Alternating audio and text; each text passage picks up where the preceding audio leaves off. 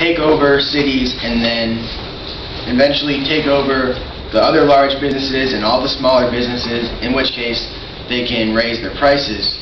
This can't happen. Even if, say, Walmart, even if they were able to knock out every other grocery store and every other large business around them that has their products, they would not be able to raise their prices to where they would be too expensive for the consumer. That's because of the antitrust law, the antitrust policy. The antitrust policy states that companies act in competitive manners and that the antitrust policy will break up companies that get too big and try to be complete monopolies. And they prohibit mergers, which would be if Monopoly tried to take over the Kmarts and they would all be Walmarts. Antitrust policy prevents that, and any companies that try to jack up their prices because they don't have enough competition to stop them from doing so, they're fined and broken down, so they can't do that. An evidence of this would be why Walmart can't just make its prices high, and why Microsoft can't completely demolish Apple and then there's only Microsoft left. There is Apple. Whether they're small or medium, they're still there. And monopolies, they provide many jobs to the community around them, and they provide more jobs than small firms or mom and pop places can, because Walmart, according to the Wall Street Journal, has approximately 2,747 superstores throughout the United States. And that provides tons of jobs, because every worker who works at each of those stores, and then it's open 24 hours a day, and how could that not help the community, having all those jobs all the time? An example of that would also be that Microsoft, they employ many people. They employ all the workers who build parts for the computers and build the technology in the computers, and they also have many people who answer calls for customer service. And all those jobs wouldn't be there if monopolies didn't exist. So that helps the community. And earlier, the competition was talking about Monsanto, which is the company that has the seeds that are genetically modified so that Roundup can't kill them. And the reason that these exist is because monopolies donate lots of their money not only to charities and to help disasters such as Katrina, but they donate money to research for technological advancements. One of these would be Monsanto, who, unlike all of its competition, decided to pay biotech $1.5 billion for the research to create these seeds. And these seeds are called Roundup Ready seeds, and they're crops such as corn and soybeans.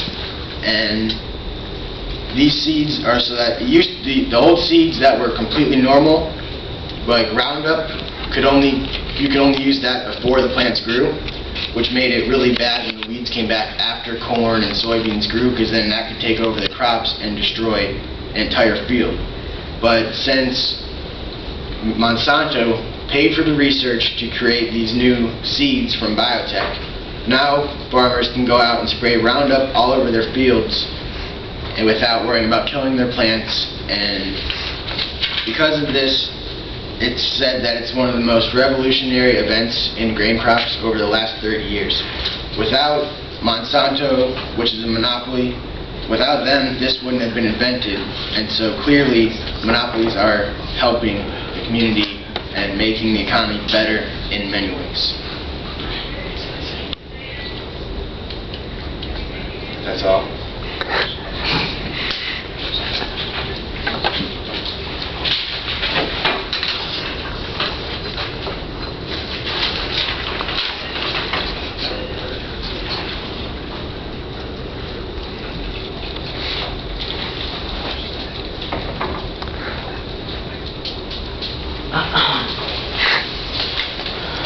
Okay, you talked about in the beginning of your speech mergers.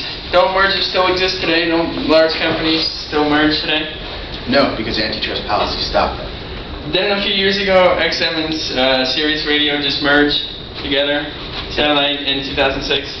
Satellite radio making the only company available for satellite radio, Sirius and XM. If they did this, antitrust policies would prevent them from becoming too powerful and in any way hurting people. So mergers still can exist, but you're saying that these policies regulate them? Yes. And how do these antitrust policies go about regulating these companies? I said this earlier, but they prevent the companies from getting too large so they can't increase prices or demolish all competition. Apple, you cited Apple as a competition source for Microsoft. Apple cannot compete with Microsoft because many of the products made for Microsoft are many of the products made for computers are marketed specifically towards Microsoft, and Microsoft did buy most of Apple's stock. Yeah, but we didn't say that right now. Yes. Yeah. Where?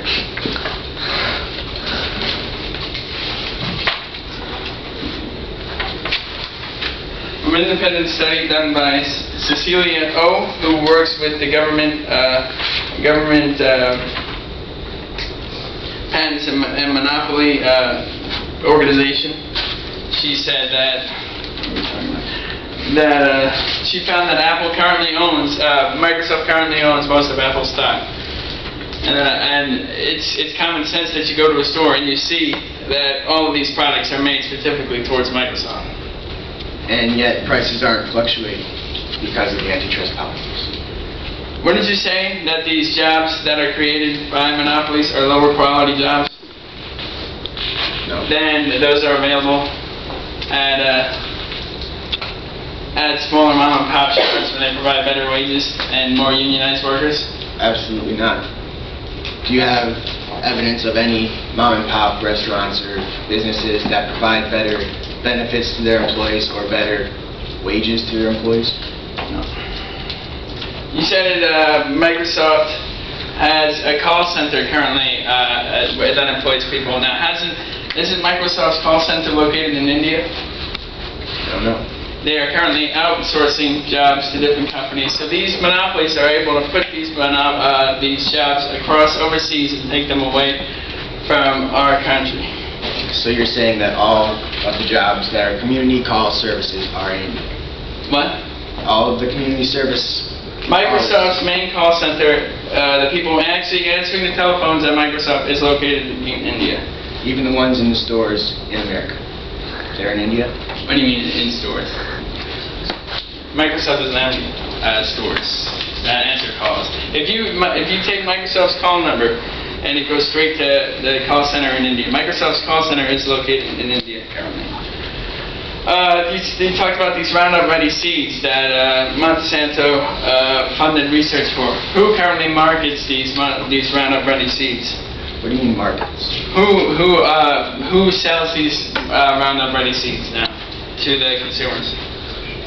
Monsanto sells them, and many other competitors, and all of their major competitors. So what did you say that Monsanto funded the research for these Roundup Ready seeds just so they could use these seeds for their own benefit and make a larger monopoly? Wouldn't you say that that's irrelevant, considering that their donation helped the economy so much?